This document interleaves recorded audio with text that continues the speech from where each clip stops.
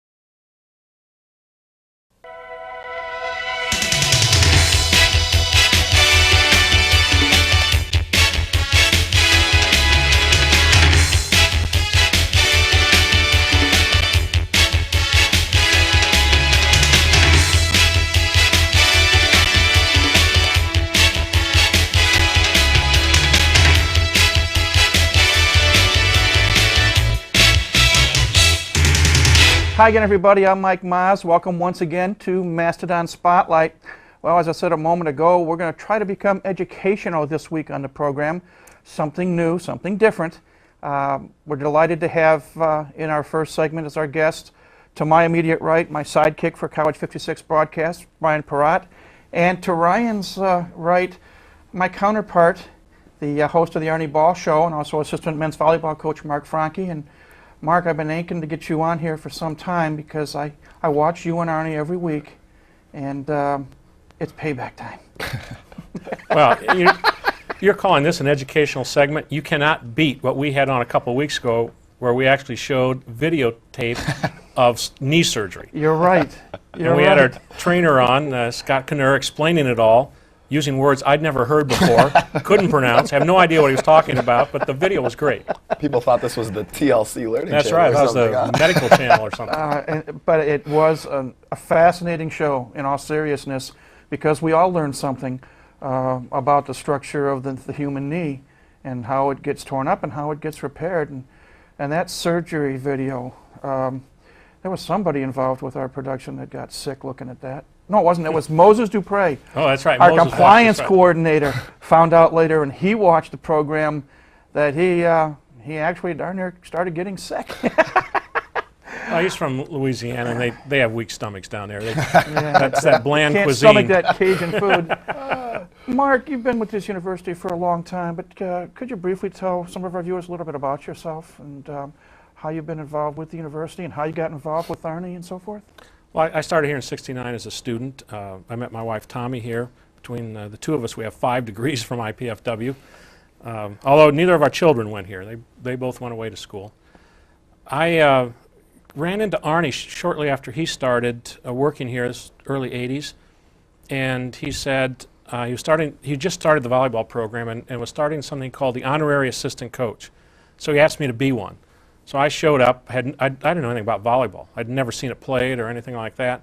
And he had a nice little shirt that said assistant coach on it. And so I sat on the bench, and all the players started calling me Spike in those days.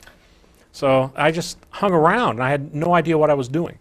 And I didn't understand volleyball at all. So one day, Denny Johnson, who was assisting, said, if you're going to sit here, you're going to work. And he gave me this tablet, and he drew circles and triangles and squares on it. He said, I want you to write down what each of these do.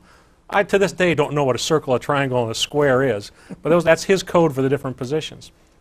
What Arnie then did is said, the national team, the U.S. national team had created a system where they followed the other team's plays and wrote down play by play what they did, and the purpose of that was to try to see tendencies that you could then use to predict. And eventually we got very sophisticated with it to the point where it's a pretty good system, and it is quite useful for predictive purposes late in the match.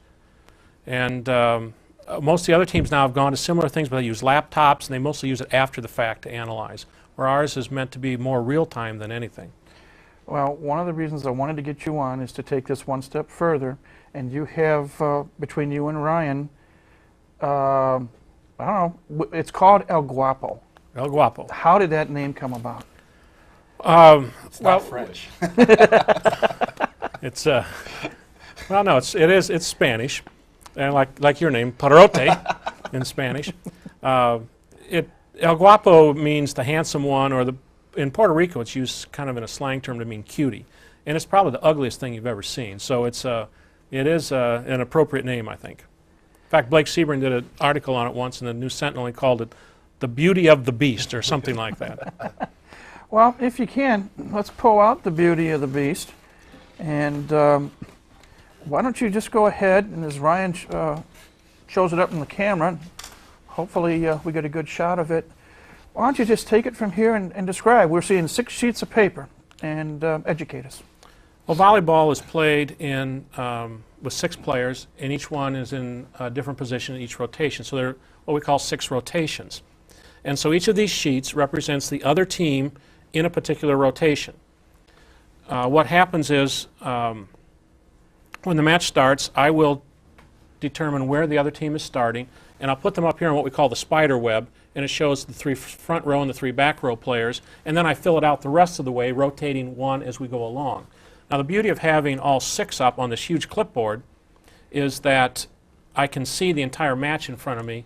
Some people in the old days would go through notebooks and turn pages, and I tried that. It was very difficult. Others with their laptops move around, but this puts everything in front of me at all times. And then I'll just start writing down the plays, the score. I show who received the ball, how good their pass was, which then conversely represents how well we're serving. And I'll write down what set was made, whether it was effective for a kill, whether it was an error, it was blocked.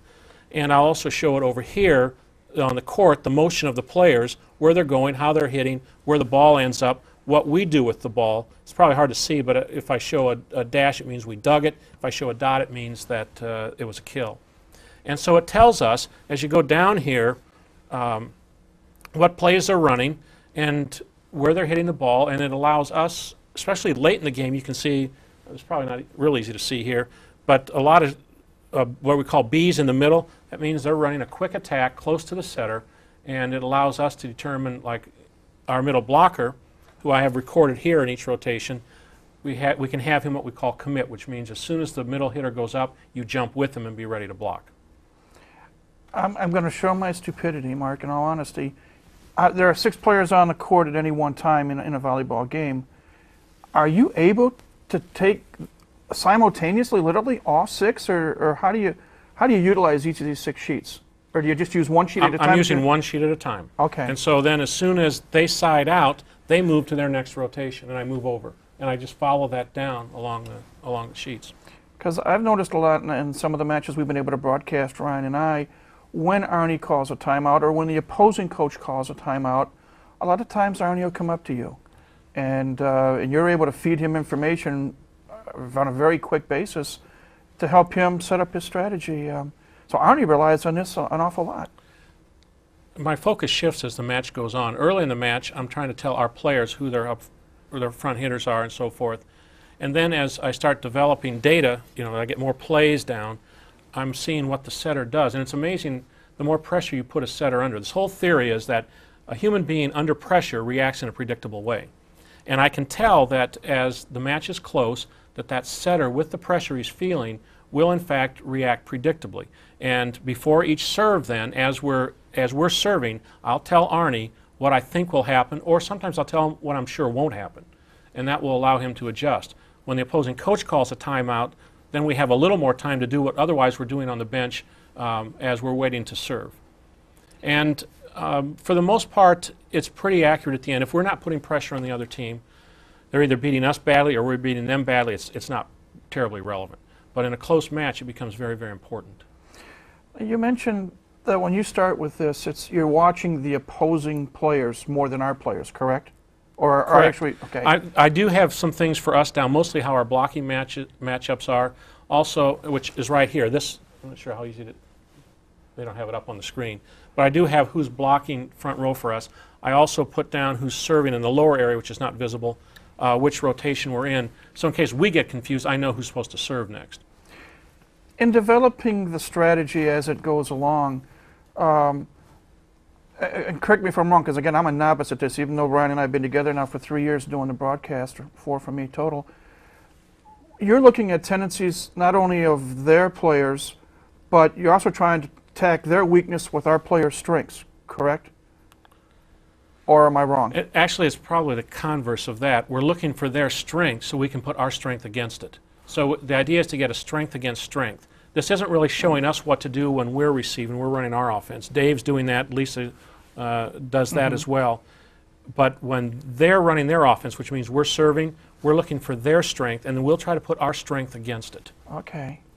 Because one of the things that I'm still trying to learn watching the volleyball game is and maybe the public doesn't understand it, they see 6 players on the court, and they see the ball go up, and they see it being served, and maybe sometime, or maybe later we can even talk about, you know, you've got the jump serve, you've got the float serve, you got the, what I call the stationary serve, and then we talk about the middle, we talk about, and I've heard you and Arnie talk about the pins or on the ends, and other terminology with volleyball, in determining how you're going to attack an opponent. You know, whether you're going to serve it in the middle or whether you're going to try to drill it in a corner or so forth. And this has a lot to say as how you're going to set up your attack. Am I correct?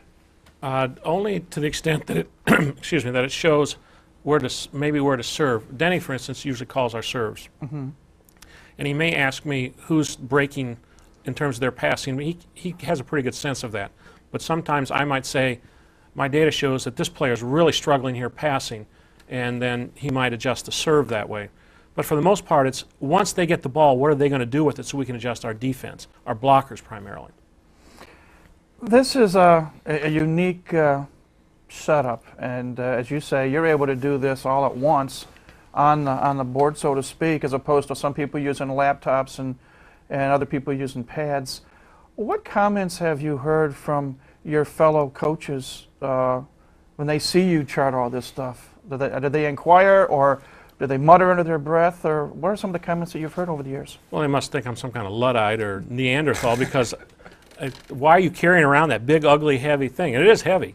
But for instance, I got a lot of grief from Loyola one year because they had 2 coaches with laptops on the bench, and they were so sophisticated, and I was sitting here with this old clipboard. Well, they were traveling to California, and someone stole a laptop. No one has ever wanted to steal this board.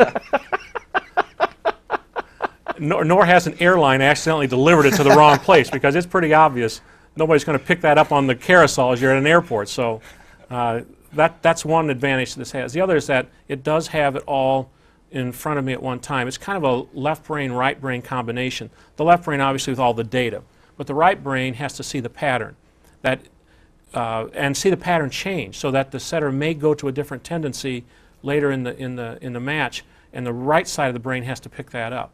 And sometimes it might be that the data would show one thing, but you know in your gut that the setter in this situation is going to do something else. And sometimes I'll take a chance and tell Arnie that I expect the setter to go out of tendency here. I don't like to do that very often, because if I'm wrong, then we're in trouble. 2 quick comments, and then we're going to be done with this segment, because John says we're basically out of time, and we're going to gyp somebody else up another segment. But oh, gyp Ryan! Gyp, he's got the board in front of his face yeah, already. We're going to talk to Ryan. We're going to talk to Ryan in the next segment. In most matches, you've got the 10-minute layover between games 2 and 3. Are you able to do some even more, what I call minute dissecting, and talk to Arnie and the other coaches in that break, or do you not discuss anything at all? No, I really don't. What Lisa and Dave do sometimes will be helpful, because he gets an idea of what rotations we're strong in, and that influences what lineup we put in. Between games, my job is to get the lineup from Arnie, get it turned in, make sure it's right, and then I go back to this once the game resumes. Ryan, you've been quiet this whole segment, and we're going to talk more next segment, but as a former player, what were your thoughts of El Guapo when you first saw it? Very unorthodox, to say the very least. And, you know, I know one of the matches that we played, which is always brought up to my light, back in 1999 when we played Ohio State and we were trailing 12-8 in rally score in the 5th set. to 15, and believe it or not, he called out the perfect play that they were going to run the middle, and I was able to dig, and we converted, and we ended up winning the match 15-13. Oh, yeah. But that night, I think I called Yeah. every. I think was it 8 straight points we had In I a called, row, you I called every seven, single seven one. of the 8 sets. And I mean, it seems unorthodox, but I'm telling you, this is absolutely accurate. And I know when I played, I listened intently to where the next ball was going to be set, and we would move our defense towards it. And most times we were correct in that guess estimation of the data. When Ryan was playing, he was in the middle, so he would be moved a lot. He would be blocking next to Lawyer, next to Scotty Lane, and I can call whatever I want. Arnie can move them, but the player still has to make the play. All we try to do is give him an edge so he knows what to expect and he can watch for that, which hopefully that little bit of an edge will allow him to execute a block successfully. It's, I call it a phenomenon, really. It's, when I first saw it, when I first started doing these broadcasts, I couldn't figure out what in the heck it was.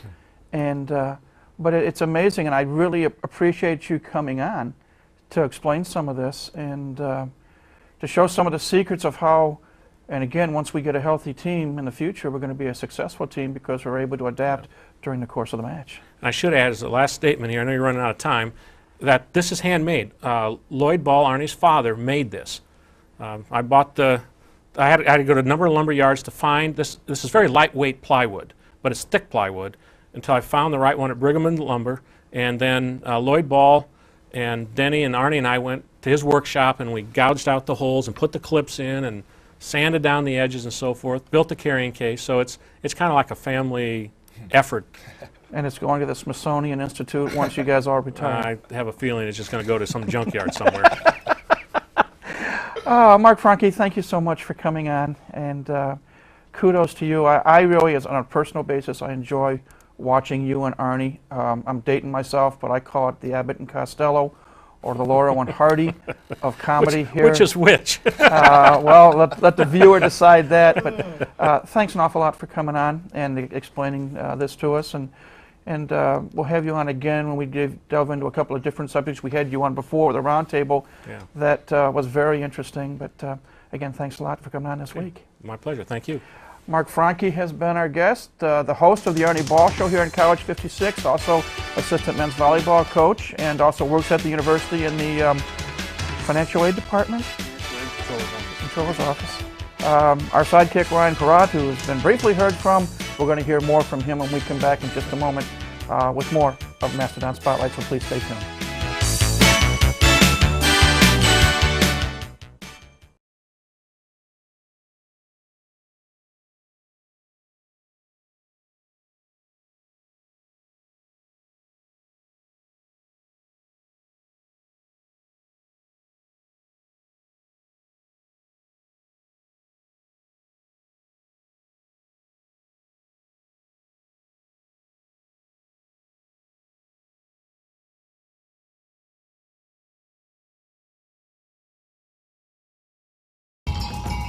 Today's teenagers, the way people talk, you'd think they can't do anything right. It's just not so. We get to know over 300,000 kids a year, smart kids who know what they want. They believe in themselves, and they believe in America. Some go straight to college. Others choose to learn leadership, discipline, courage, and commitment first with us. Today's military, making a stronger America, one good kid at a time.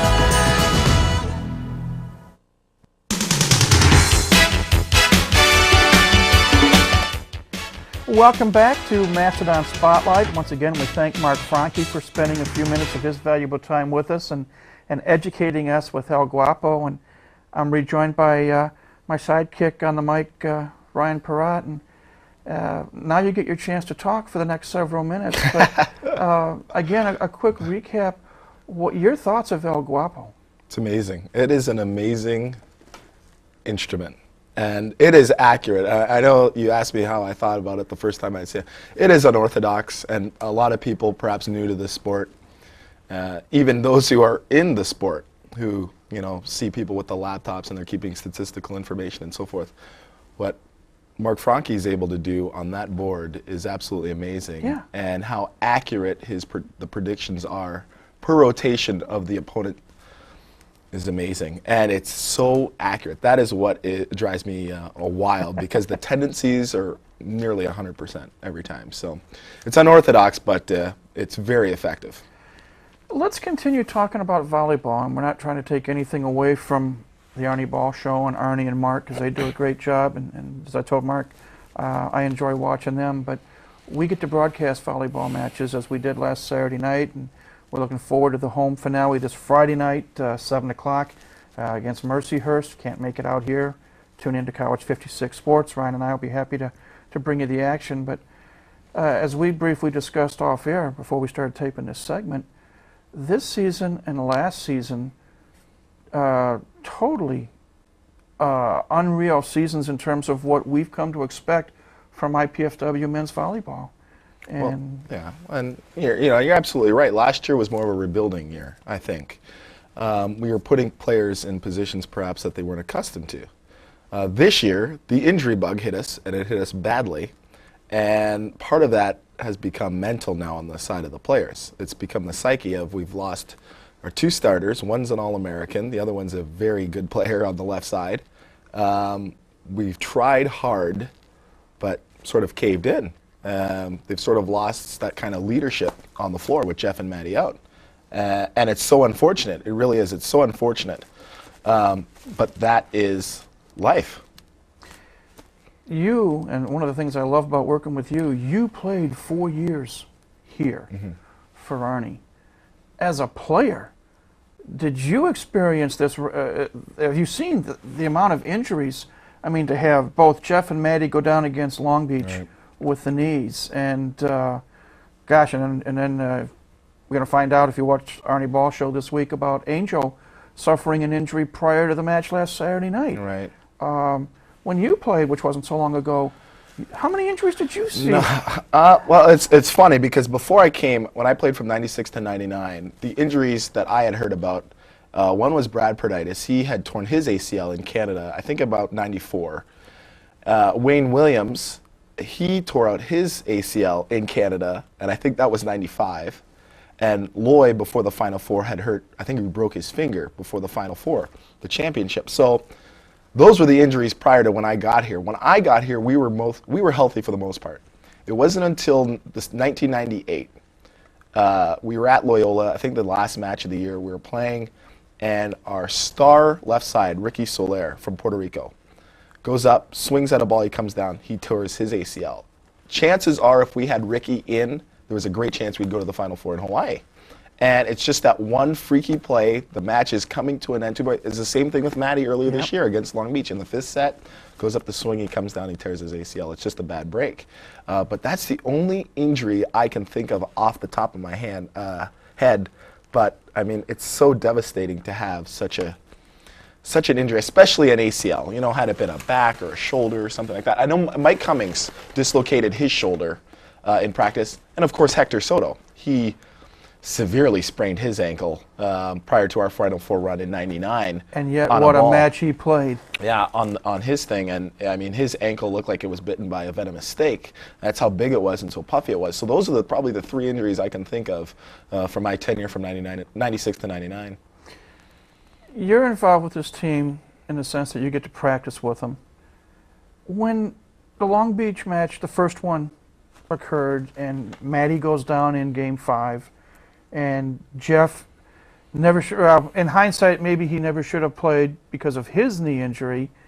From a mental, and we talked about this a little bit before, from a mental standpoint, his teammates, in essence, they see their two comrades go down, and now the block has been formed. Hey, you know, there's no way we're going to win, no way we're going to compete.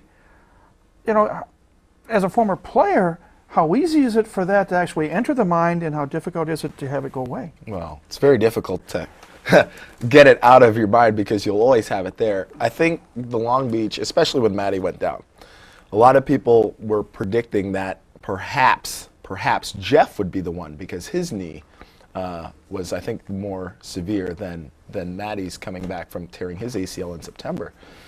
And it has become now a mental psyche, and we played great. I think it's still one of the best volleyball matches we have played this year. Was the very first match of the year against Long Beach State. We took the first 2 games, ended up losing the next 3.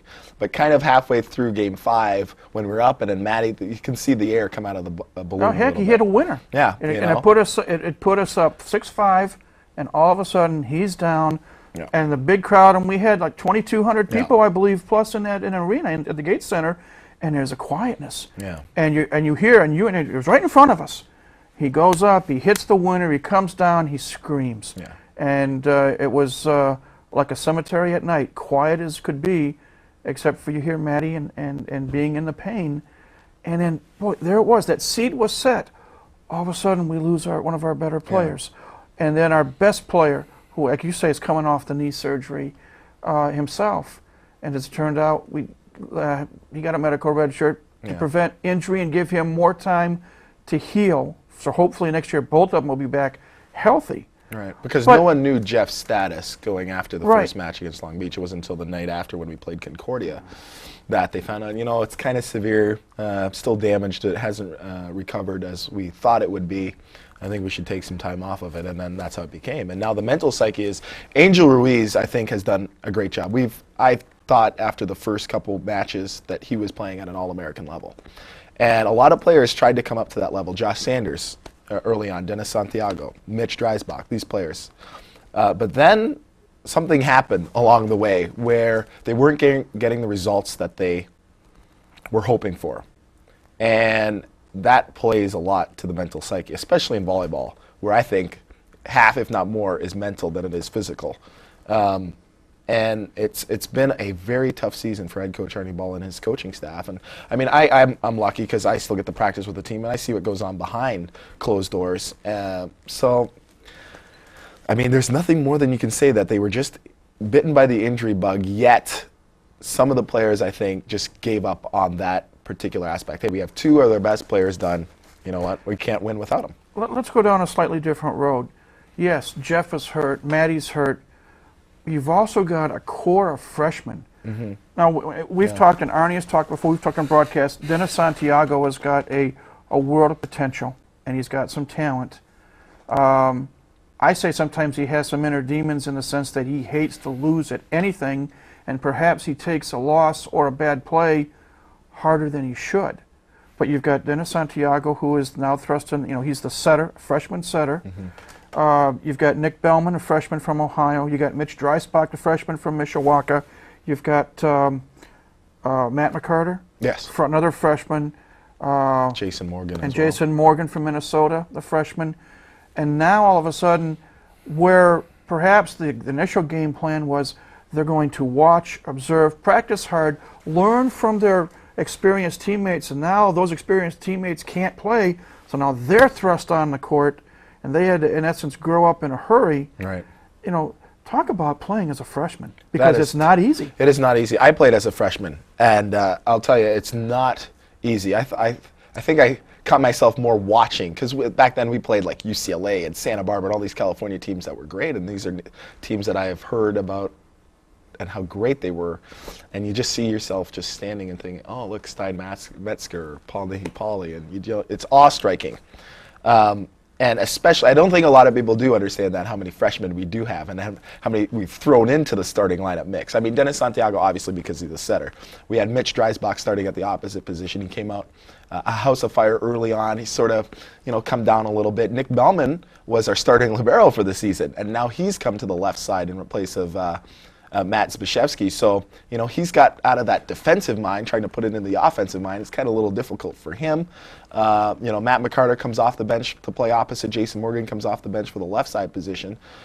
So it's very difficult. Plus, we had Ryan Staley, who set last year, and now he played also libero. Now he's playing, the left side this year in place of Jeff Petak. So, when you put in all these players, it is very difficult to start as a setter, as a freshman, because the level of the game you're not accustomed to. And it is a learning process, and it is a very difficult learning process, especially when you're starting 4 out of the 6.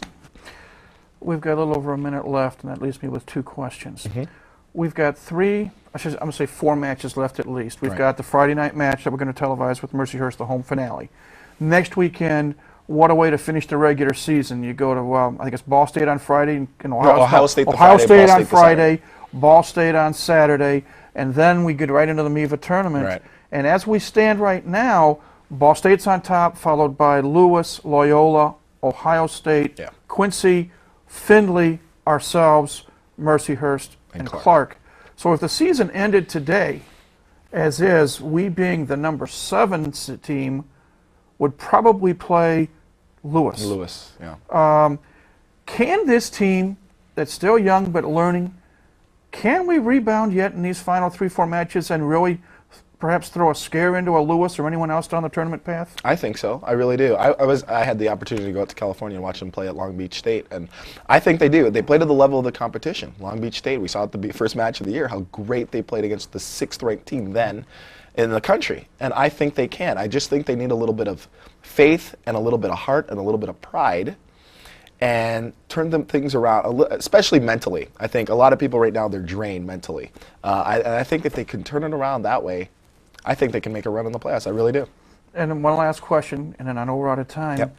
Put the crystal ball on. Assuming, and we know what that word means, that Jeff comes back healthy, Yeah. and Maddie comes back healthy, and everyone else comes back healthy next year, and whoever else, Arnie and Dave and that bring in as new players, on paper, how can this team be next year? We look great on paper, don't we? We look great with Dennis and Angel and Jeff and Maddie, right? We look great, but then the competition as well starts to pick up. I think Ball State will be good again next year, Ohio State, Lewis, all those teams, even Loyola Chicago, they've been great every year since, 95, 96. So it'll be tough, but I think we can do it. I really do, especially with the talent and leadership of Jeff and Maddie coming back.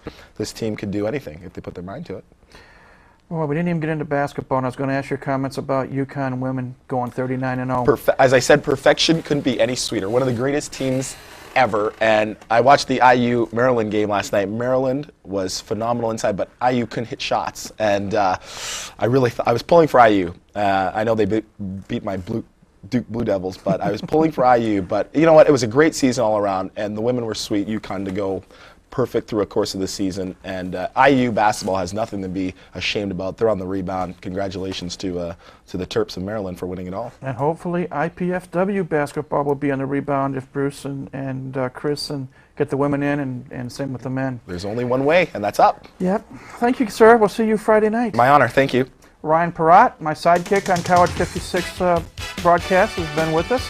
We're going to take a break, and when we come back, we're going to bring back Rick Norton, and going to continue a talk we began last week in regards to men's and women's track and field. So that's what's ahead when Mastodon Spotlight returns in just a moment.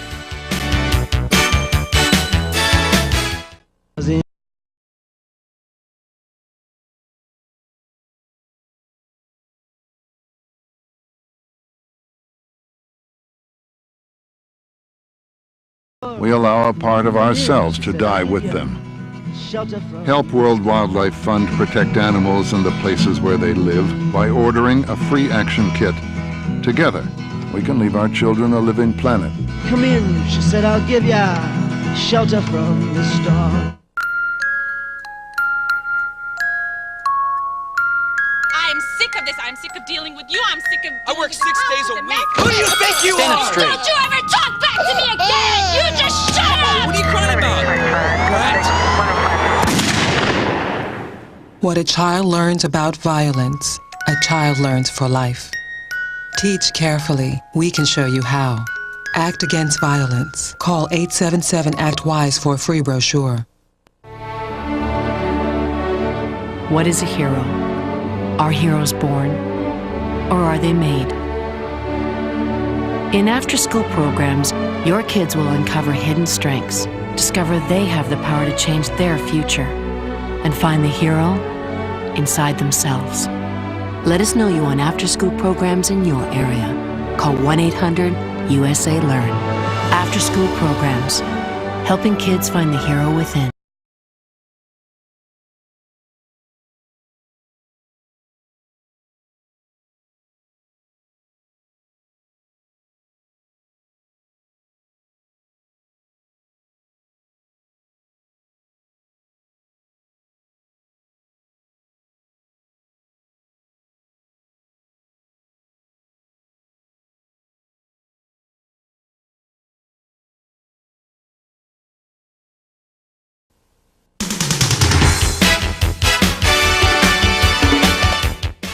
Welcome back to Mastodon Spotlight.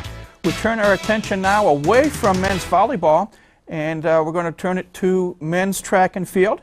And we're happy to have with us a couple of members of the men's track and field team here at IPFW. To my immediate right, and I hope I don't butcher it, is Seal Cristavo. Yeah. And to Seal's right is Ryan Quesenberry. Both of them sophomores here at the university. Gentlemen, welcome to Mastodon Spotlight. Seal, we'll begin with you. Please tell us a little bit about yourself. 21 years old, originally from Angola, Africa. Sophomore at IPFW. I'm planning following the econ major and minor in international studies. Run track because I love it and I enjoy it very much. What led you to come to the United States, first of all, from Angola? I'm part of a scholarship program that is offered by an Angolan oil company that has a partnership with Exxon and Texaco, I believe. And Indiana is one of the states that they sponsor students to go to. Ryan, tell us a little about yourself, please. Went to Snyder High School. I'm a sophomore here at IPFW, 19 years old. And I moved here 3.5 years ago. That's how I started javelin, which I'm throwing, from New Jersey. Still do track, still love it, still like throwing. Something I'm good at, sticking with it. So you started out running track or throwing the javelin in Jersey, or did you just throw it when you came here? They don't have it in high school here. Okay. So. And what led you to come to IPFW? I live in Fort Wayne, don't live too far. They offered me a scholarship, and so wanted to keep doing it. Convenience. Is this your first year of participation in the track program? No, it's my second. I did it last year too, yeah. Okay. And Seal, is this your first year here? No, it's actually my second year. Yeah. And what event do you participate in? 100, 200, and occasionally the 400. Sprinter. Talk about the life of a sprinter in terms of what, obviously 100 meters, 200 meters, maybe 400 meters. Yeah. Talk about what you do, what a typical practice is like. Typical warm-up first, a little jumping and pile exercises, and then it's basically speed work, 100 meters, 200 meters, depending on the race that we're working on. Short practices for a sprinter, but intensive. Of the two distances, 100 or 200 meters, which do you like to run better? 200, because I think that I'm kind of a slow sprinter, so, and that's what leads coach to make me run the 400, so I can get some of that speed. It comes later on the race. What are your best times in both the 100 and the 200 and the 400 so far? 22.9 on the 200 and 11.6 on 100. And have you run a 400 in a meet yet, or just in practice? I actually ran in a meet. It was my first meet ever at IUPUI, I believe. Something like a 54. Just out of curiosity, I remember when I ran high school track, and I used to run the half mile primarily, a couple of miles and a couple of quarters. But I remember the first quarter I ever ran, I was almost in a pack, actually the third in my lane. Was it like that for you, or were you by yourself in your own lane when you ran the heat? Yeah, we're in our own lane. Own lane, didn't have anyone in front of you or anyone behind you, just got about 6 or 7 others and away you go? Yeah.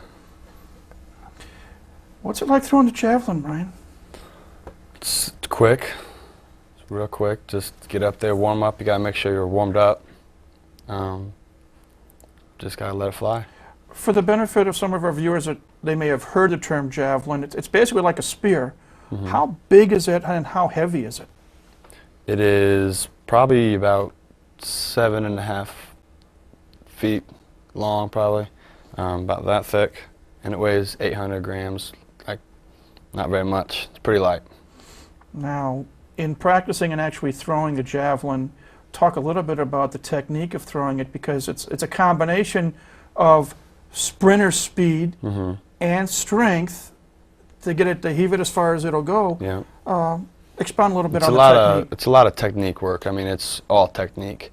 You want to take the speed of the run up and put it into the javelin, and it's the speed of your arm too. The speed from back here, whipping it out. Now, how far do you actually run before you hit what we call the line where you have to Well, let it go and can't go steps over? last night I did about 55 feet. A run up of about 55 feet. And how far can you throw it? I threw 164 last meet, 164 feet. That's approximately about 54 yards, a little over half a football field. Yeah.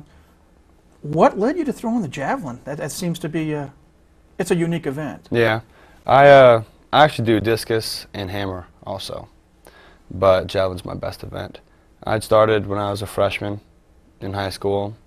Looked like something fun to do, looked like something different, you know, and started throwing that in discus, and that took off. Javelin, I really did well in that. I had a natural ability in that.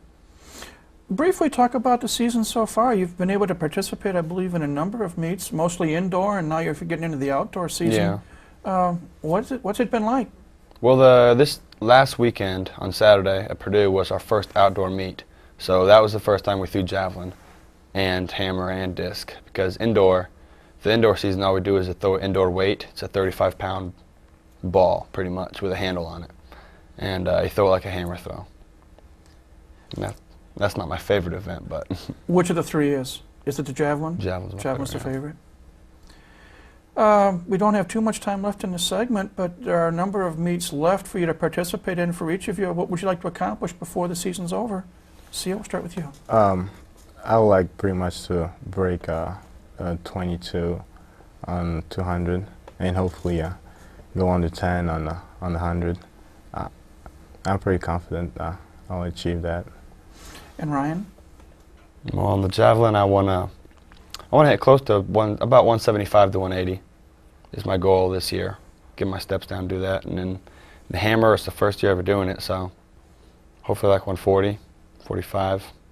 And then the discus? Discus, last year I threw 140, and this year I'm hoping for maybe 150. You ever think of throwing a shot? No, I don't got the size for that. Since you're doing the others. Well, we're just about out of time. I want to thank both of you for coming on. Continued success in this ever-building track program here at IPFW, and good luck the rest of the way, not just the rest of this season, but I believe you each have 2 more years of competition, so continued success both in the classroom and on the track. All right. Thank you. Thank you. Our guests have been Cio Cristavo from Angola and Ryan Quesenberry from Fort Wayne through New Jersey, or should I say from New Jersey through Fort Wayne Snyder, both members of the men's track and field team. We'll take a break, and when we come back, we'll visit their coach, Rick Norton, talk more about this meet they participated in this last weekend and a couple of other items as well. But that's when Mastodon Spotlight returns in just a moment.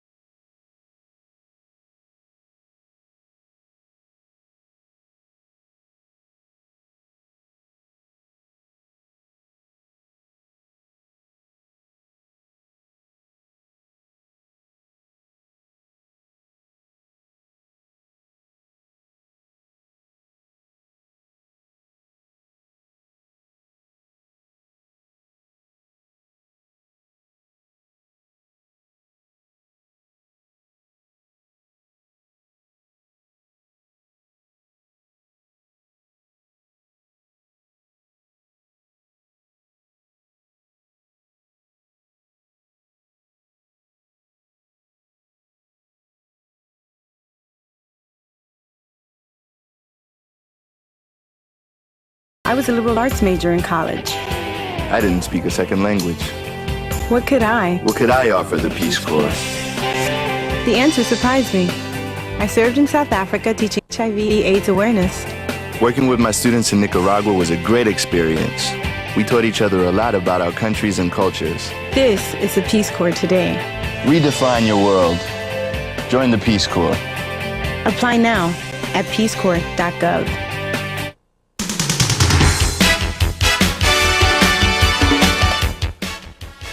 Welcome back to Mastodon Spotlight.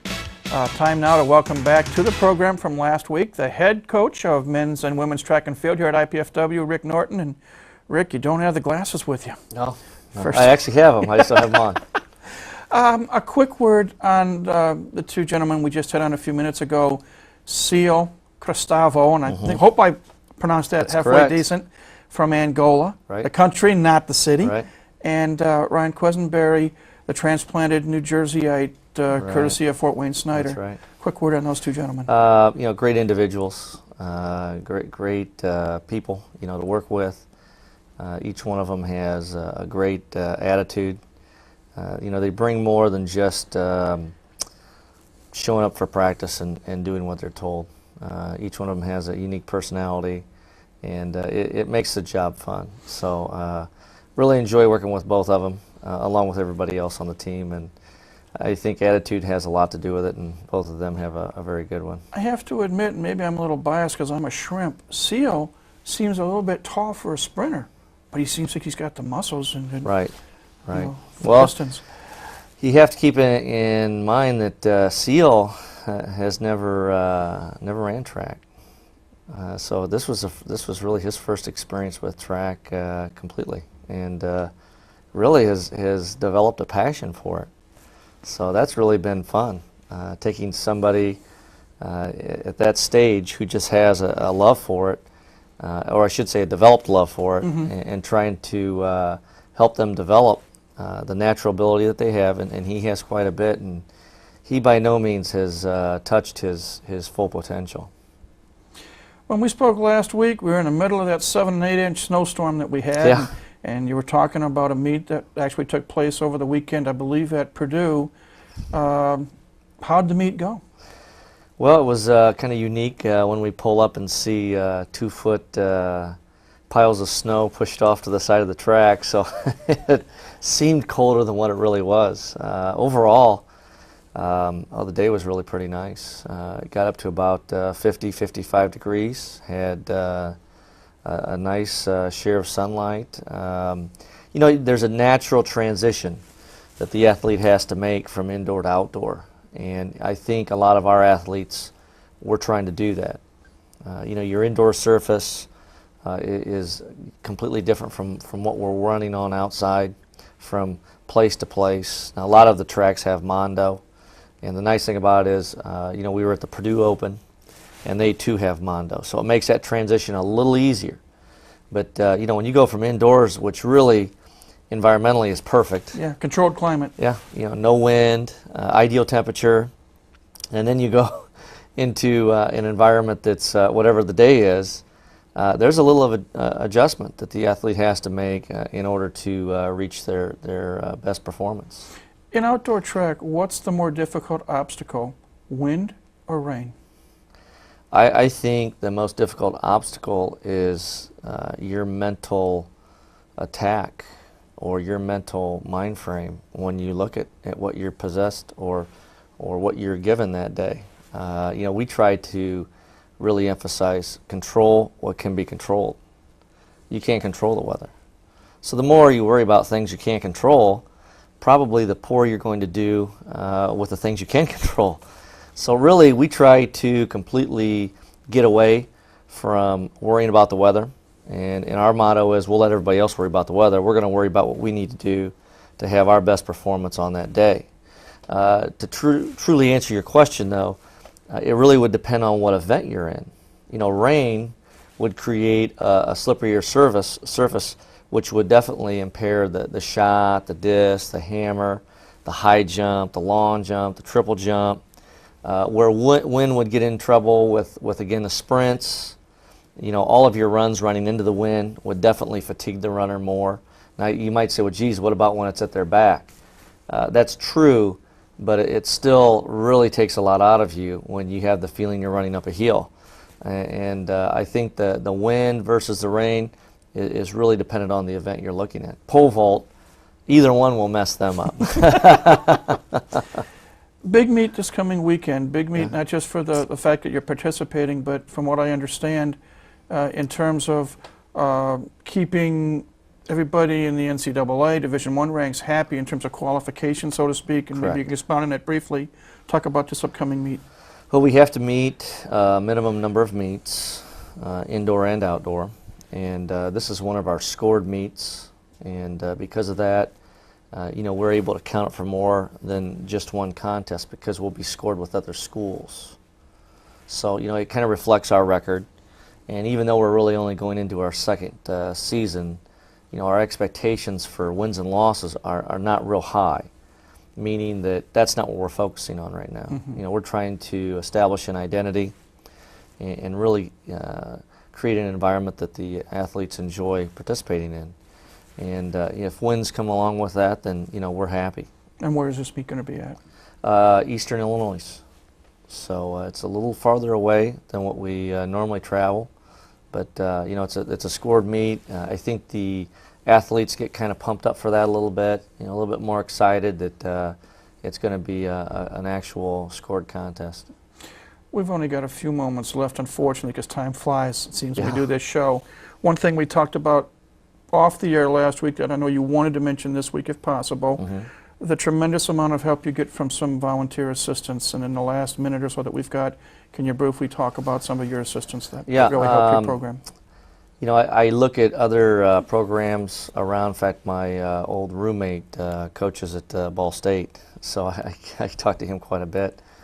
It's amazing when I look at their programs, big D1 programs, that are really running off of 2 coaches, 2.5 coaches, if you count a graduate assistant. And I just feel immensely fortunate, lucky, really, that we have 8 coaches in our program. And really, all of the coaches are specialists in their areas. So, we're just really excited to have the people that want to get involved. And then icing on the cake is that they have the knowledge to really bring something to the program. So, our athletes are few in number right now. We're hoping to change that a lot, but they are definitely having the guidance of specialists in each event. So that's what we're really excited about. I mean, if you bring in the 3 components, the coaches that know what they're doing, the athlete who's got the ability, and then the athlete who wants to improve, which is really the mental or attitude, there's only one way you can go. And that is up. Definitely. Wish we could chat more, but unfortunately, as I said, we're out of time. Thanks for bringing Seal and Ryan in today. Good luck at the meet this weekend, and hopefully, if we can work it out, we'll get you on one more time, at least before the school year ends, but continued success with your program. Thanks, Mike. Rick Norton has been our guest, head men's and women's track coach here at IPFW. We thank Rick. We thank his 2 athletes, Seal Cristavo from Angola, Turkey, and Ryan Quesenberry. And we also thank Ryan Peratt and Mark Franke, who appeared on the program earlier. And as always, we thank you, the viewer, for tuning in to see what's going on with IPFW athletics.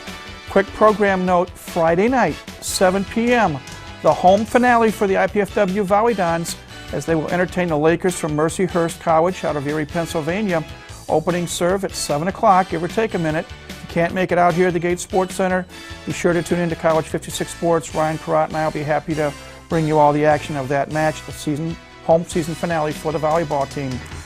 That's it for this week. Again, thanks for tuning in. We invite you to come back next week, but until then, this is Mike Ma saying have a great week and go Dons.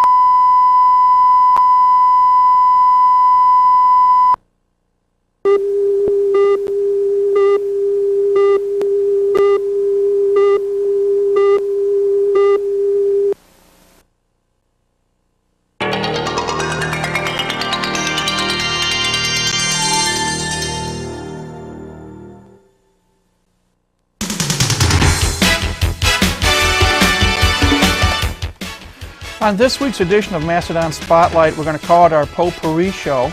We're going to have head athletic trainer Dan Fox with us. We're going to have a couple of assistant coaches to talk about recruiting and scheduling.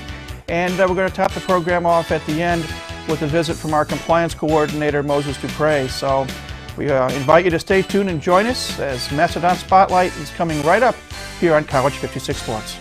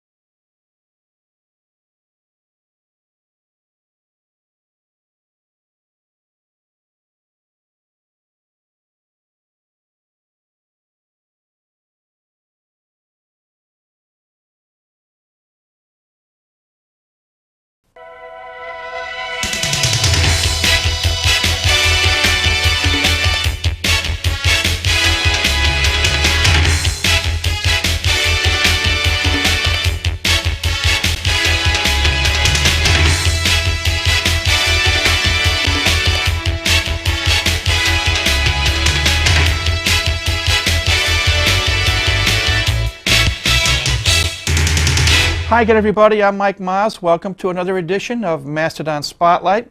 As I said a moment ago, a little potpourri this week. Schedule conflicts are prohibiting some of the teams and coaches to be able to be with us, so we're going to go behind the scenes, so to speak, and hope to cover a number of areas and hope you're going to enjoy the program. Our first guest is the head athletic trainer here at IPFW, and some of you may, when you get a look at his face, may remember him from days gone by with the Fort Wayne Wizards, but we welcome to the program Dan Fox. Thank you. For the benefit of some of our viewers that have seen you but don't know a whole heck of a lot about you, kindly tell us about yourself. I'm the head athletic trainer here at IPFW. I started 15 years ago in sports. I've worked at about every level. 10 years with the Minnesota Twins organization, which actually started in Kenosha, Wisconsin. And after 3 or 4 years, the team moved with the franchise to Fort Wayne, hence becoming the Fort Wayne Wizards. And I spent 4 years here with the Wizards, enjoying it a great deal. I had an opportunity to move on and spend some time in the high school, so I went with Orthopedics Northeast and Sport One and spent a number of years in the area high schools, and had an opportunity to come back into the collegiate setting, and I jumped on it. I was really excited about it, and this is my second year at IPFW, and I think we make a good fit, and we're really having a good time and bringing this program along quite fast. So, before we talk about what you do here at the university, I have to ask you, 4 years with the Wizards, and this is their 10th anniversary season, and we were talking before coming over about, we're trying to remember opening night in '93. What's your best and worst experiences that you had with the Wizards? I guess one of the worst experiences I've ever had really wasn't too traumatic, but toward the end of my career with the Twins organization, we had an opportunity in the playoffs to win, and it was the furthest we've ever been as at this level. Minnesota concentrates on development of their talent, and for an A-ball team to make it all the way to the championship of the Midwest League is something else. And we had an opportunity and we didn't seize it, and it was really heartbreaking to see these kids that worked so hard and put everything they had into it and lose by a run in that game and have to fold up tent and fold up shop and head back home. But I guess one of my most memorable times with the Twins organization also was I love watching the players develop.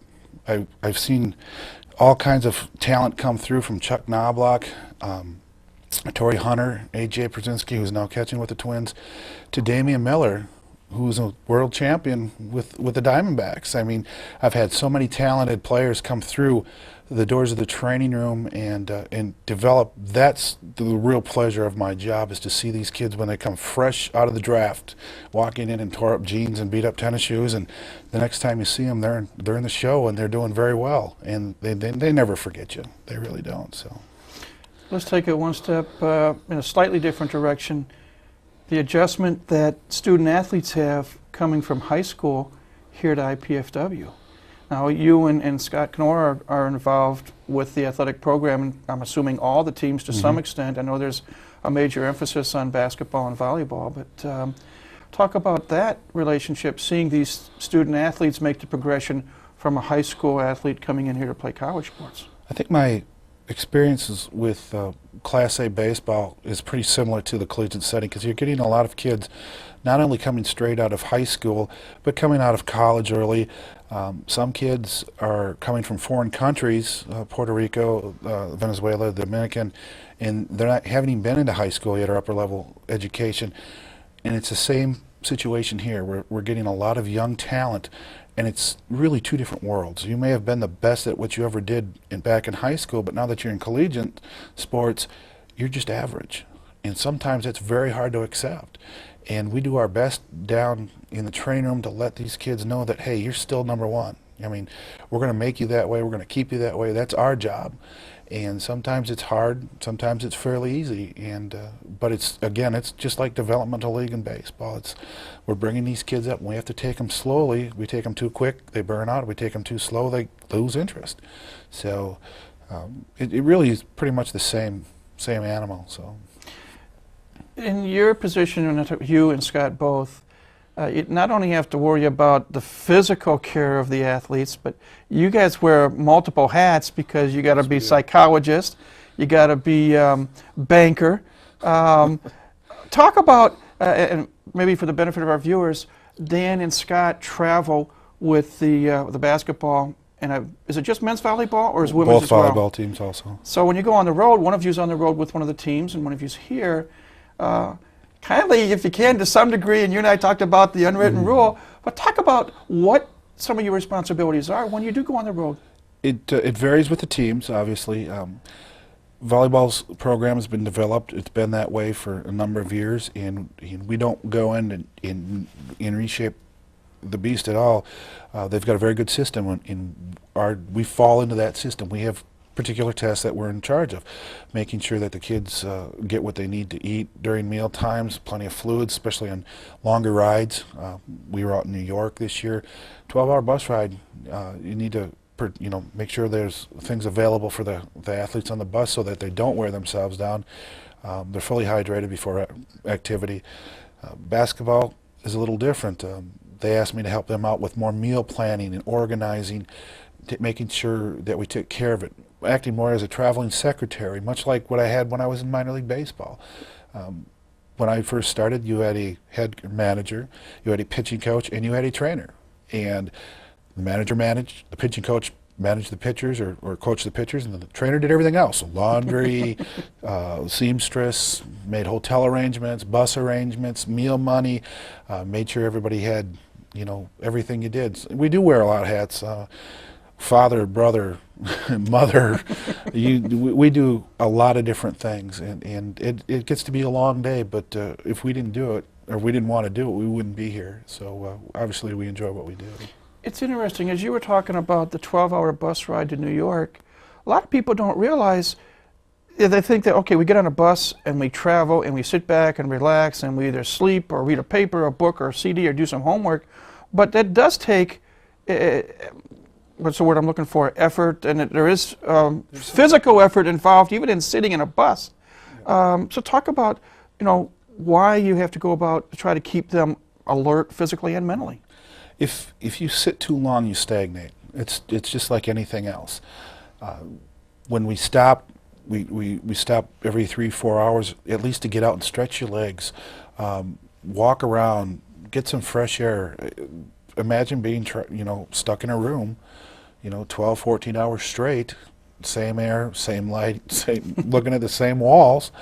It gets boring, and mentally, sports is very taxing, and you need to keep them on a mental edge. You need to keep them alert. You need to keep them going. A lot of gentlemen will listen to music, read books. Homework is a big thing on the bus. I teach courses. Some of the other coaches teach courses. We're there to help them, help tutor them along if they need it. Again, it's hard to sleep on a bus. You can sleep on a bus, but you really don't get rested. So they're coming out and they're all bent up and they're kind of crooked. So we make sure we get out and stretch. We've got to take care of them. That's part of being a collegiate athlete, or being any athlete that travels, is that you've got to make those adjustments. This year, especially, and last year to some extent, there seems to be a rash of injuries. And I know we've talked on prior shows, volleyball, for example, with both Jeff Patak, Matty Bashesky. I know Keith Fisher talked about one of his softball players. Keon Henderson blew out his knee in men's basketball, and some others. Any particular reason that you can see from the medical front why there seems to be a run of injuries, especially with the ACL or the MCL? That's $1 million question this year. I've been doing this for a long time, and I've never seen this many ACL injuries in one particular, season type of thing. We started looking at variables such as floor conditions or surface conditions outside, gender, male, female, age, body type, light, thin, heavy, muscular, weak, and we cannot come up with one set conclusion. There's been studies done for years upon years about different type of mechanical things or women. Dr. Shelbourne down in Indianapolis did a study a few years back looking at basketball shoes, looking at floors, looking at the tunnel where the ACL runs up through the female knee. Why is the incidence of ACLs in females increasing? I guess my conclusion at this time is that we are playing at a D1 level, and we are playing hard. And some of these athletes have never played this hard before, so they're writing checks their bodies can't cash. Now it's our job in the training room and the coaching staff to get them up physically ready for this. It's going to take work amongst all of us to get this to fall together. We're getting there. I mean, things happen, especially at this level. And if you look at any other program anywhere in the country, Division I program, they're in the same situation. Again, you're getting kids coming from high school that have never trained this way before. You're getting transfers from other schools that have never worked this hard before. I heard a good comment the other day from one of our athletes that's now involved in one of the academy classes here in Fort Wayne, and her physical training during her sport was more intense than what they're doing there. So that makes me feel good because I know our coaches work very hard. They put a lot of time in planning, put a lot of time in preparation, and getting things ready for the season, during the season, and then postseason conditioning. Division I sports is year-round. It has to be. Just like professional sports, there's no downtime. You can rest every once in a while, but in order to stay at the top of your game and to continue to improve, you need to work year-round. And our athletes understand that now. Before they didn't, now they do. And I think you're going to see a lot of changes next year, hopefully in reduction of injuries. Interesting conversation. Wish we could go longer, but unfortunately we're out of time.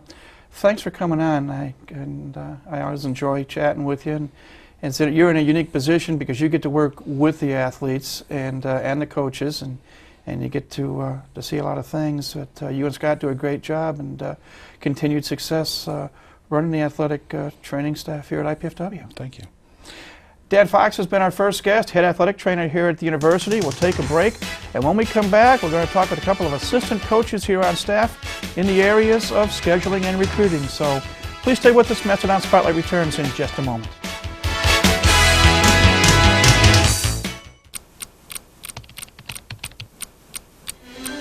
With over 30 years of dedication to his students, Professor of Geosciences Deepak Chowdhury recognizes the IPFW experience. He doesn't spoon feed you all the information that you need. He mostly will give you all of the knowledge that you need in bits and pieces. And it's almost like a puzzle where he gives you all the pieces, and in the end you'll put it together and have the larger picture yourself. I really enjoy it. He's a great professor to work with and for. IPFW is one of only 3 universities in the state to offer students hands-on experience with their own seismograph.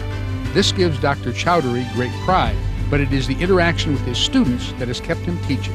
When the students understand the concept, what's happening, that glimmer of light in their eyes, that you cannot trade for any money. So that's the most important thing. IPFW, the right school, right here, right now.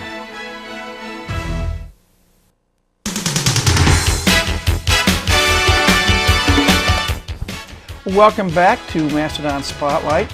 We're going to turn our attention to a different direction for the next 2 segments of the program this week.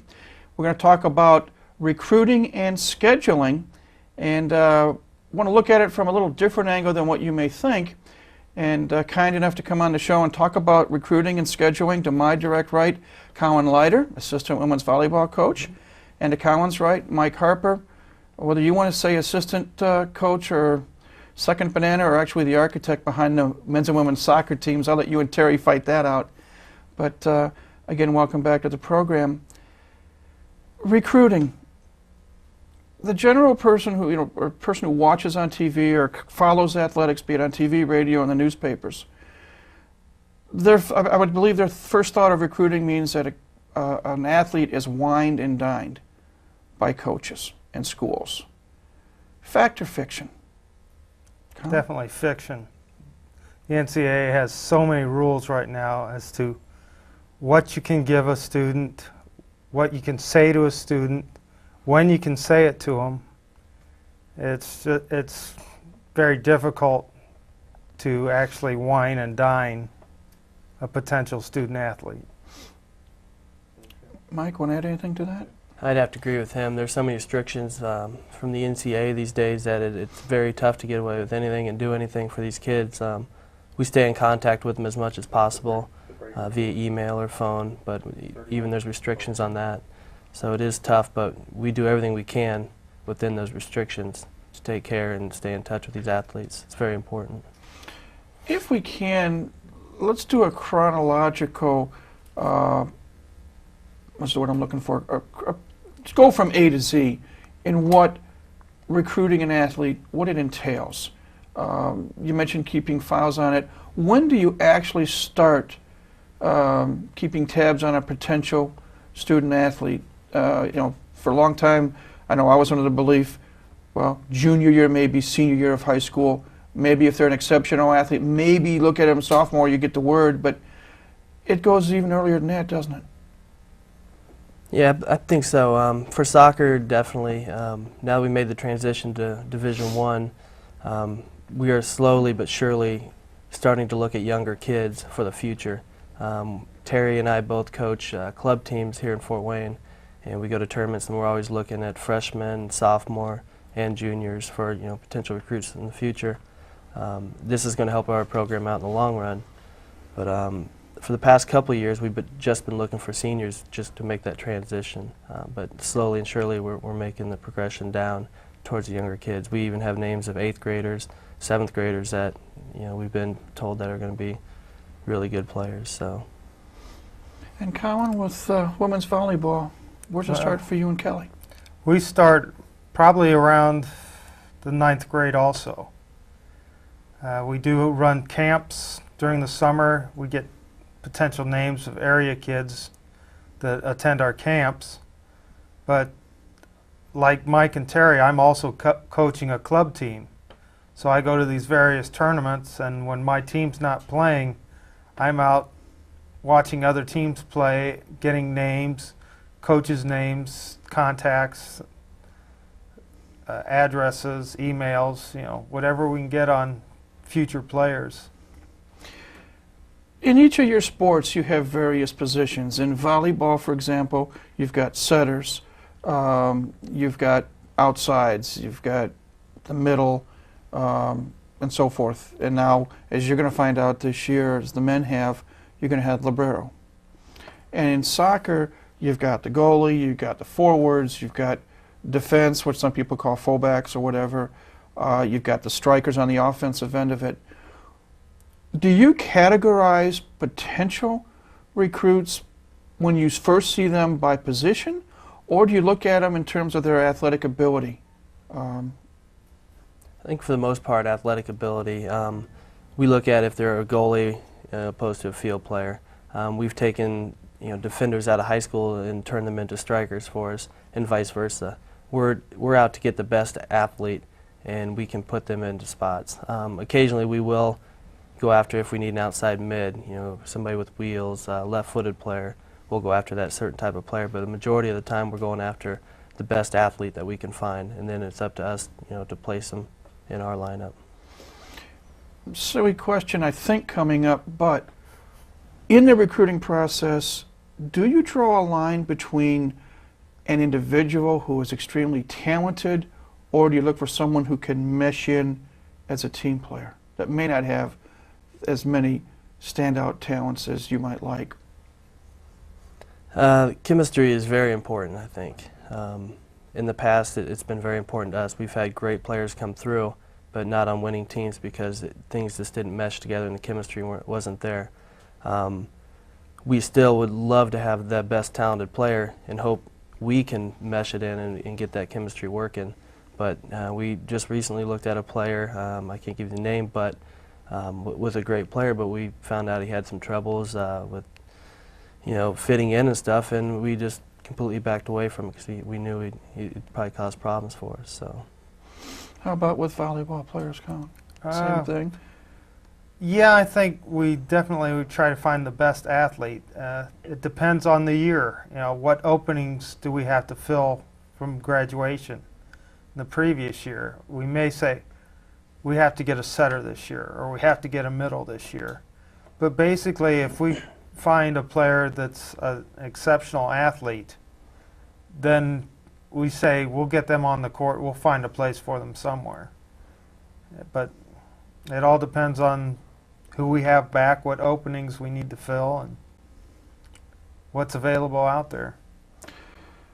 So the process begins basically more or less by sight if you're out and about. Like you say, you both coach club teams, but you also have help from coaches, and I would even think to some degree players and parents. How does that process work? I'll take this one. We have created a pipeline of players that have come through IPFW who now are working all over the country and have connections in different places. We have a great connection out east now. Terry's got friends out there he either worked with, coached, or played with. Massachusetts connection, especially with the gals team, yeah. Yes, and we're getting a lot of guys too from that area. So it's weird how things work, who you know, and a lot of these players we haven't got a chance to see, but we're going on word of mouth, and every player we've got from these people are great players. So it's amazing how things work, who you meet and where they're from and everything. In this day of computer technology, obviously you utilize the computer, utilize emails. Where does the NCAA draw the line? I guess maybe at this point let's talk about some of the restrictions that not only the two of you, but all the athletic programs here have to abide by in the recruiting of a potential student athlete. For example, how many official visits can they have? How many, you talk about phone conversations, can you email them as often as you want, or can you send them newsletters telling them what's going on here, or copies of the communicator, or whatever? Or what can and can't you do? Well, as far as phone calls, one, I believe you cannot contact them in person until after the start of their senior year. I think it's August 1st or September 1st of beginning their senior year. You cannot have a person-to-person contact with them. You can send them mailings. You cannot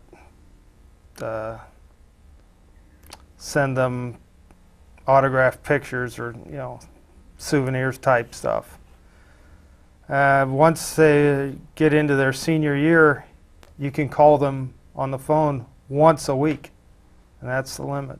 So, how long can it be? Any length of phone call? Is it a 2-minute, 5-minute, 2-hour, whatever? It could be all day if you wanted. Yeah. Just one call per week. Yeah. Right now they haven't made any distinction on emails. Emails are pretty much, back and forth.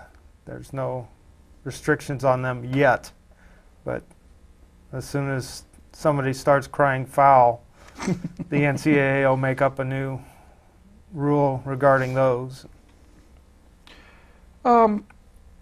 In the letters, correct me if I'm wrong, basically you're trying to tell them what's going on with your particular athletic team, or maybe something's going on in the school itself, maybe the area of study that they might be interested in, but you can't actually say, hey, come on here and we'll offer you either a full ride or a half ride or anything like that. You can't do anything like that until when? Or when does it get down to nitty-gritty? You can start approaching them with money pretty much, if it's going to be academic or athletic scholarships, anytime in their senior year. And it's basically up to the coaches. Terry and I, we like to get them on campus, see if they're interested first, and see what they can offer us, and then we'll go ahead and make our offer, see if they accept. We want to make sure, one, they'll be happy with our academics here at IPFW, two, fit into our athletic program, and three, be happy with everything. So if all those fit into line, and that's when we'll go ahead and throw out dollar signs. It's tough throwing out dollar signs right when you first meet a kid. If you find out things don't work out and you've offered this kid a full ride, you're going to find yourself in trouble. We're going to take a break. We're discussing recruiting right now with Colin Leiter and Mike Harper. When we come back, we'll talk a little bit more about recruiting, and we're also going to talk about scheduling as well, as these two gentlemen have the task of coming up with opponents for their respective teams here at IPFW. But that will continue when Mastodon Spotlight continues in just a moment.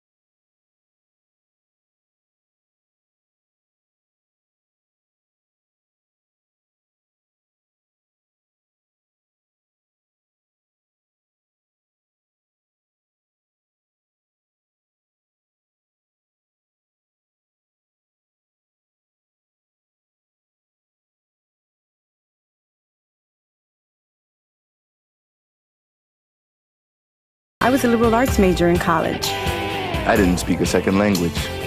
What could I? What could I offer the Peace Corps? The answer surprised me. I served in South Africa teaching HIV/AIDS awareness. Working with my students in Nicaragua was a great experience. We taught each other a lot about our countries and cultures. This is the Peace Corps today. Redefine your world. Join the Peace Corps. Apply now at peacecorps.gov. All over America, people are taking the National Radon Test. Have you? You put me on the spot! True or false? Radon is the second leading cause of lung cancer. True. I'd say false. No, it's true. That's something new to me. The Office of the Surgeon General recommends all homes be tested for radon. False. It's true. True. So it's bad. We should get our house tested. Sure, I'm gonna call it. 1-800-SOS-RADON. How can you not call? 1-800-SOS-RADON.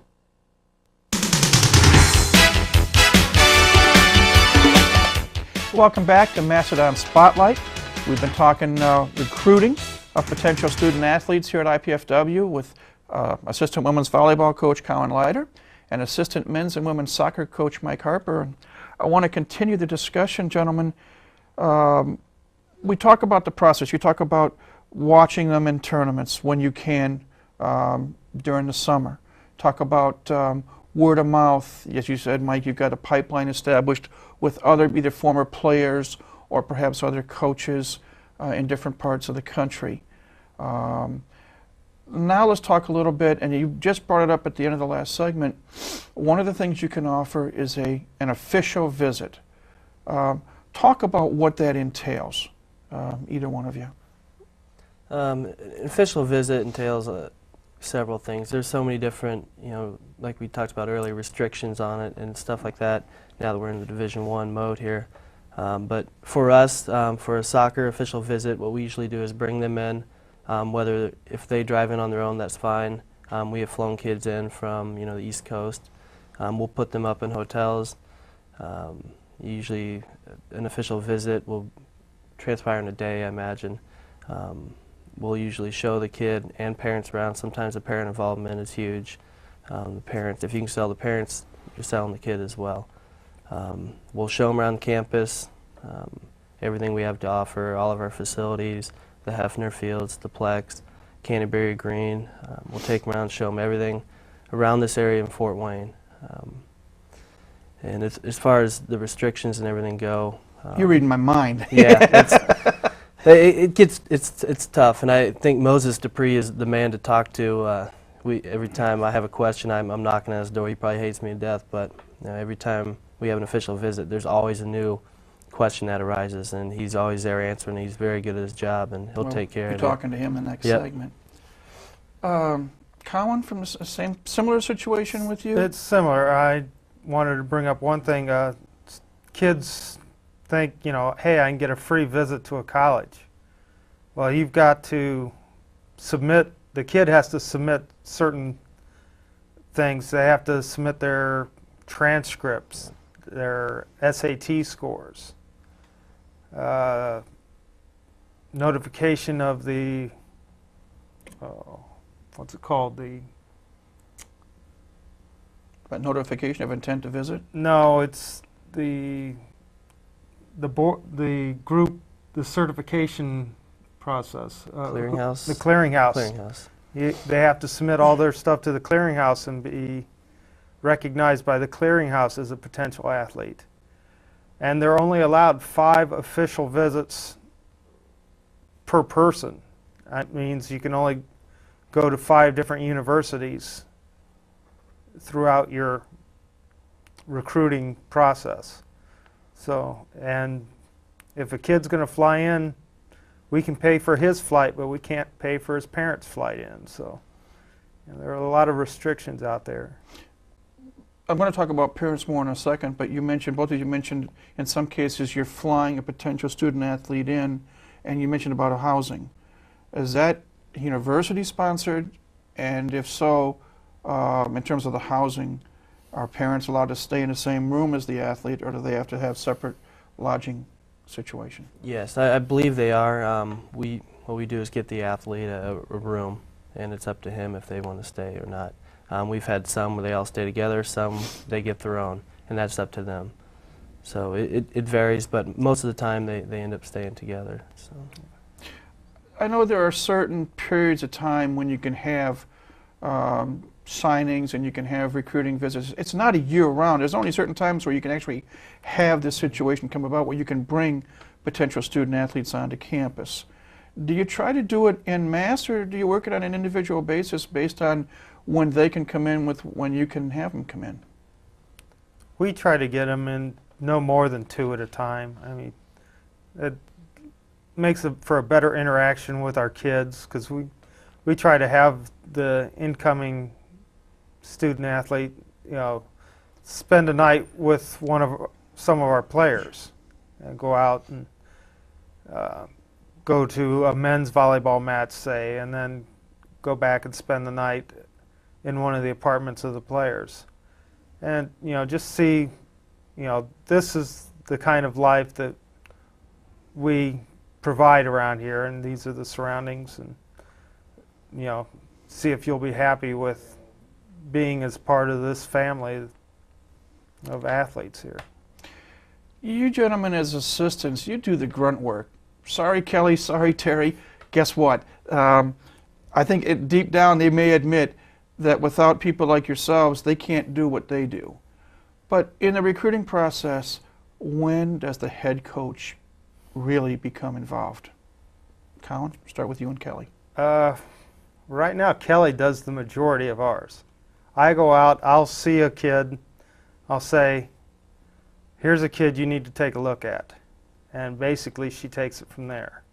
But, you know, like Mike says, we got a pipeline started. I know I was down at a tournament in Indianapolis a month ago, and there were 4 or 5 ex-IPFW players down there coaching club teams. And so, you know, I got a few names from them. So, you know, and since I've been here a little bit longer than Kelly, I know these people more, so they're a little bit more open to talk to me about the potential of sending some of their players to us.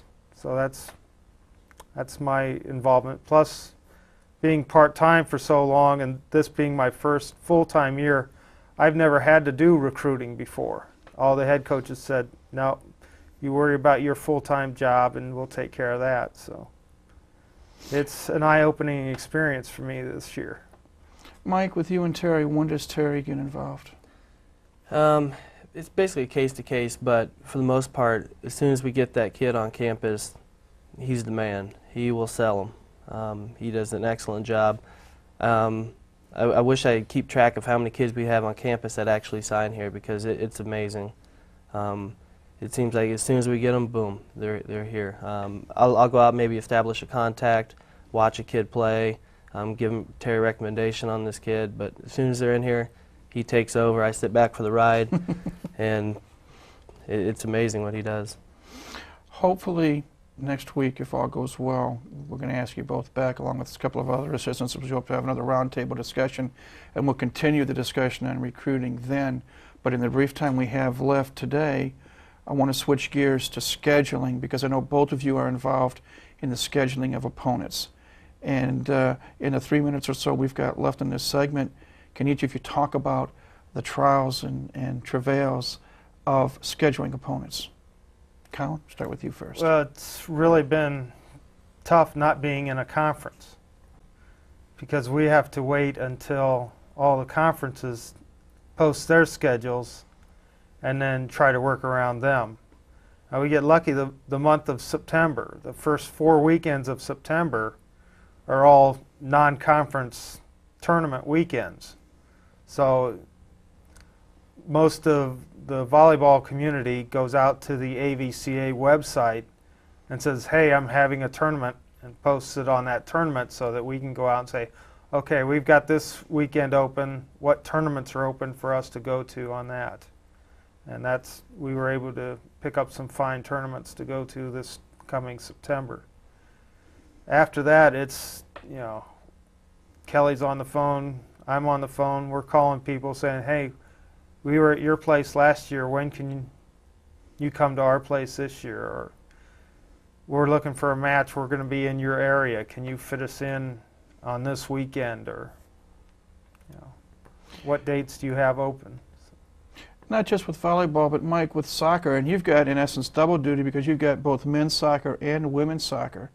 I know last year there were a few times when you had to take one team in one part of the country and Terry took the other team in the opposite part of the country. Is it getting easier this coming year in trying to keep that from happening? And also, if you can briefly talk about when you try to set up a schedule on opponents, and whether it's a home and home or whatever, briefly, if you can, talk about who pays expenses if you go on the road or if you bring somebody in here. Okay, first, when I first started doing the scheduling, it was a complete nightmare. No one knew that we were Division I, and we'd call schools and you just hear a click. But once we got these schools last year, a lot of them are returning our games.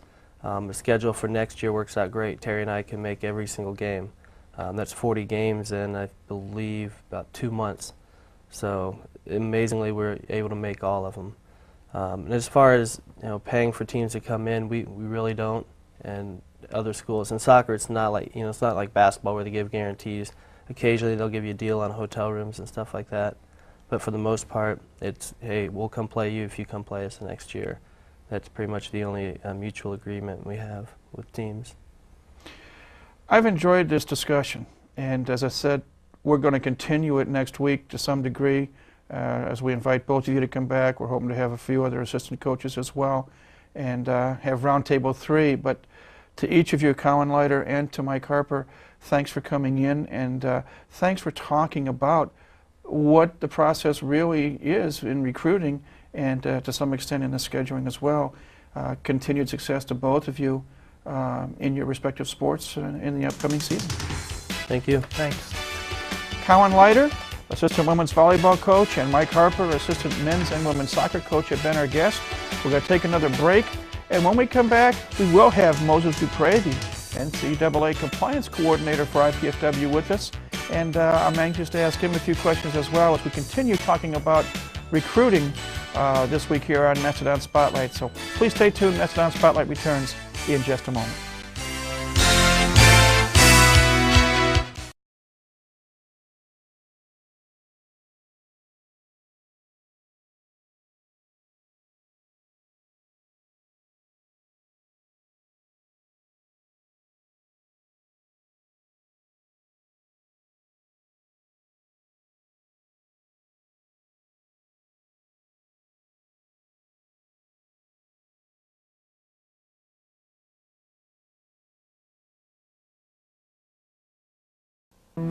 Let me show you something amazing. This is Amanda. She was born with a serious skin condition. You're about to see it disappear. Some might call this magic, but the real magic's happened on the inside. The child's self-esteem has been restored. Don't let anything get in the way of being a kid. This is David Copperfield for the American Academy of Dermatology.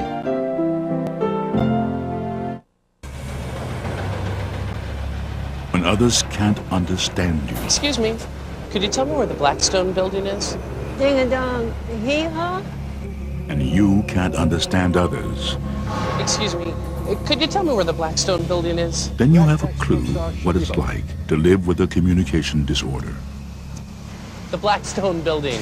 For more on communication disorders and where to find help, call the American Speech Language Hearing Association. You're looking at soldiers and their families. Citizen soldiers, members of the Army National Guard. They train part-time, building civilian experience, pursuing higher education. They serve our country and community in times of need. Join them. Call 1-800-GO-GUARD. Discover the part-time job with full-time pride. In the Army National Guard, you can.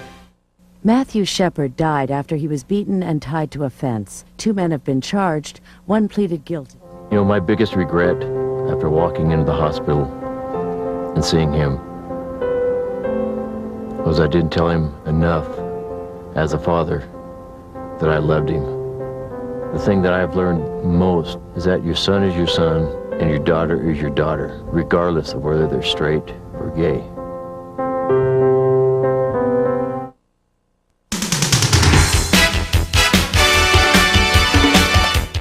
Welcome back to Mastodon Spotlight.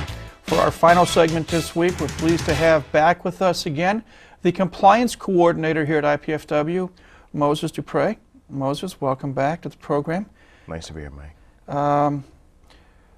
In one of the previous segments when we had Mike Harper on, Mike mentioned you by name.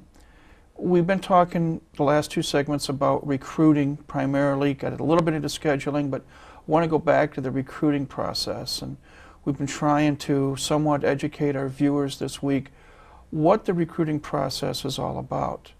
And one of the reasons I asked you to come on is to talk about it from the compliance coordinator standpoint. A student athlete has to be academically eligible to participate in collegiate athletics. That is so true, Mike. And I know when we had you on, when you first came here to town, we talked a little bit about what the job entails, but I'd like to review a little bit, if you don't mind. And let's talk a little bit about, you know, what goes on trying to get a prospective athlete in here to actually sign the dotted line and sign a national letter of intent to come. Oh, yeah, it's true. It's a service. Coaches have a hard job when they're recruiting because, you know, they're competing. You know, competition is a vast word. It can, you know, you have many definitions to it. But the recruiting aspect of intercollegiate athletics, it is a hard task. You know, as we say in Louisiana, it's a hard row to hoe. And a lot of times the rows get long. When you're going out and sitting down and visiting with a kid, a coach have so many rules and regulations that they have to follow in terms of recruiting. You know, what time can they call an athlete in terms of how many times a week can they call an athlete? Thing called contacts. Coach has to be understandable that in terms of a contact, in terms of recruiting, this is when a coach can go off campus to actually contact a kid, talk to them about, you know, their future in terms of athletics, and the coach talk to them about their future and possibly being with their specific school. And then the coach have to, in return, flip the script and another time go out and do what is called an evaluation, where the coach has no contact with the kid. This is where he goes in and actually just view the kid in terms of his athletic ability, look at some academic records, then they bring that back, then the process starts. The process starts. And the process starts when then they give all that information to me, then at that point, that's when I start making my evaluations And then the next process to it goes in terms of the clearinghouse. Clearinghouse is just like the IRS. You know, it's an agency to itself. Many people look at it as a headache, but it's a process that works good, because any mistakes are going to be made in terms of a kid being able to participate his or her first year. That factor is a clearinghouse factor. So once you see a freshman competing, the institution will not make that decision. The clearinghouse make that decision. There's a status called a qualifying status. That's when a kid graduates from high school, meet all the 13 cores, meet the standardized test scores in terms of SAT or ACT, and there's a sliding scale. And a lot of people are kind of concerned about the sliding scale, and it is an issue, and it's going to always be an issue, that the lower your grade point average, stopping at a 2.0, the higher your test score have to be. And they say, well, how is that to be? Well, it's to be because it's being done. You know. So recruiting coaches, I take my hat off to them, because it's burning the midnight oil. And my little philosophy I have in terms of the coaches, and they clearly understand it, is that when you're recruiting, think about the 6 Ps. And it says proper pre-planning prevents pitiful performances. So recruiting, coaches, do a good job. Can you repeat those 6 Ps again? Proper pre-planning prevents pitiful performances. Now, sometime we might add things to it, say proper pre-planning, then you'll break it up and say often prevents pitiful performance, or sometimes, or may. In recruiting coaches, IPFW moving from Division II to Division I, you know, while recruiting period, our demographics was just a small circle. Now that we're in that fight, you know, we're no longer a small pony. Now we riding with the big horse now. We riding with the big horses. So now we have to go out there and recruit. Example, you know, Doug Noll have to go out and recruit against the UCLAs. Doug Noll has to go and recruit against Ball State. Doug Noll have to go and recruit against IU. So when the recruiting process or the recruiting circle was here, now it's global, you know, and that entails some other things that, you know, that Mark Pope, the athletic director, is doing a fantastic job with. You know, Mark Mark and I, matter of fact, come the university basically on the same day. Not basically, on the same day. And there's a little thing that they always talk about. They talk about the Pope and Moses. And I hope that the Pope and Moses, I hope that this is something that will come to fruition, where people will really see that the job that is being done in the athletic department by the administrators in athletics, the coaches, the support staffs, you know, your Mike Jules, you know, your Rick Grangers, your Ron Carters, you know, your Kelly Smith, you know, all these support people are all putting their hands in the pot and getting their hands dirty and helping us to do that work, you know, and nobody cannot say that. Some people might be looking for IPFW to fall on his face, but you know, there's some good things that's going to come out. And I think once those good things are actually bloom and blossom, a lot of people are going to jump on ship. And IPFW is going to be a name that's to be reckoned with. Might not be overnight, but it's coming. You are the liaison, so to speak, between the coaches and the NCAA. That's correct. And one question that I've wanted to ask is, in the course of a coach recruiting a potential student athlete, when and where do you come into direct contact with that potential student athlete, or that athlete's coach, or that athlete's principal, or so forth, in terms of from the academic side? Well, I guess I can look at my position. Some people might look at compliancing as more of a policing. I like to look at my position as more of a resource person in the aspect of recruiting. You know, I come in different phases. At the beginning, the immediate beginning, that initial stage is something that the rapport is developed by the coaches with the kids and the parents.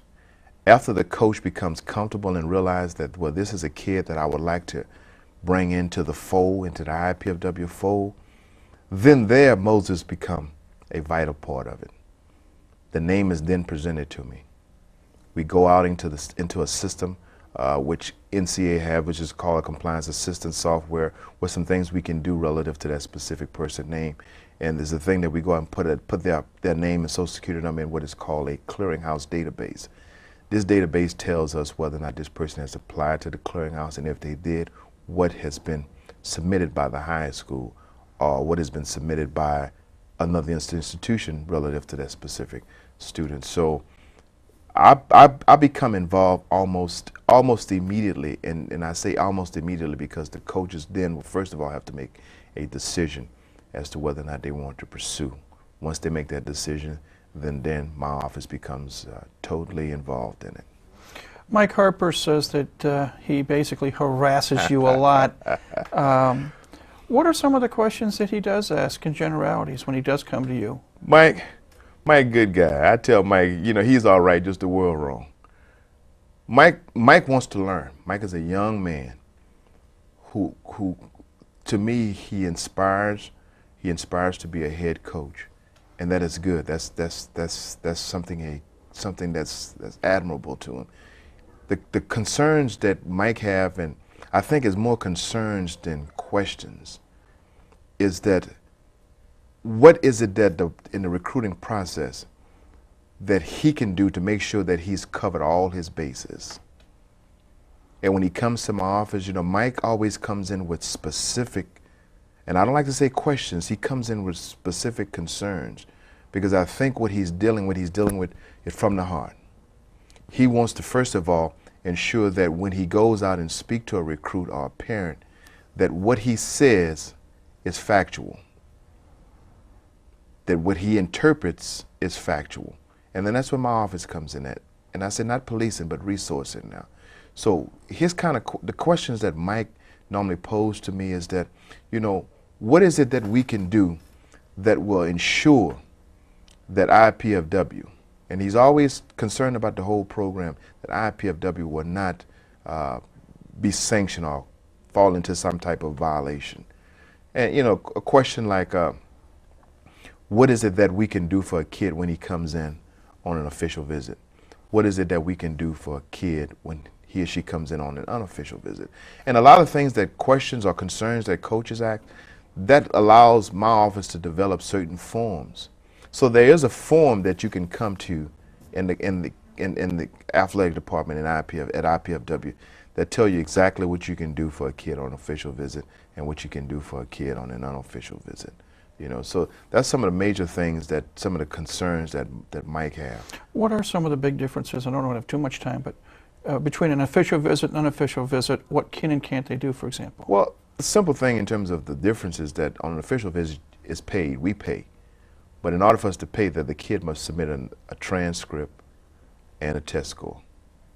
An unofficial visit, they can make that numerous times. They can show up at any time that they want, as long as it's not set up by or prearranged by, by the coaches.